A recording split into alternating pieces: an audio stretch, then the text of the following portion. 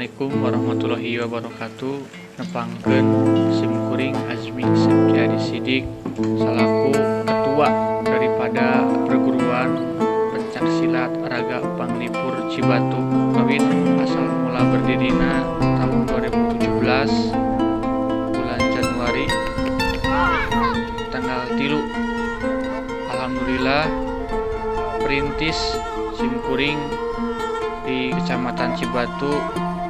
dugikeun ka ayeuna menjulang alhamdulillah urang kali kenging prestasi di kawin tingkat kecamatan kabupaten dugi ka nasionalna. Alhamdulillah ayeuna murid atos hasil perjuangan kebersamaan sadayana ngadirikeun paguron di ieu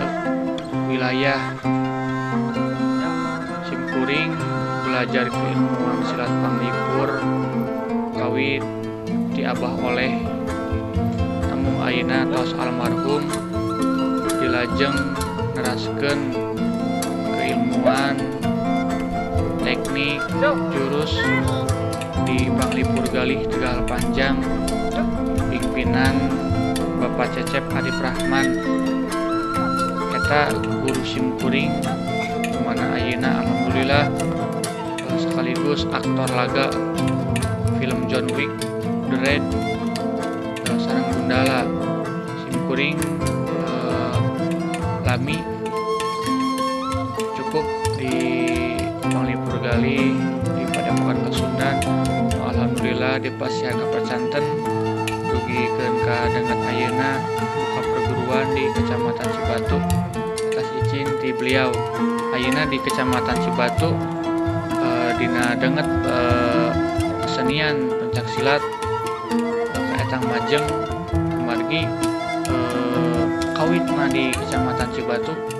seueur pisan pupuh-pupuh paguron anu ngasarikeun di antawisna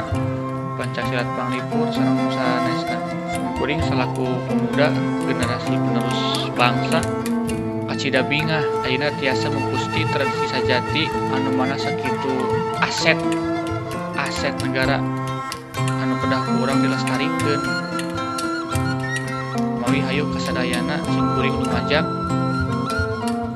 urang pupusti deui seni tradisi anu mana kapungkur kantos ku karuhun urang ayeuna urang teruskeun upami teu urang bade usaha upami teu ayeuna bade iraha hayu kasadayana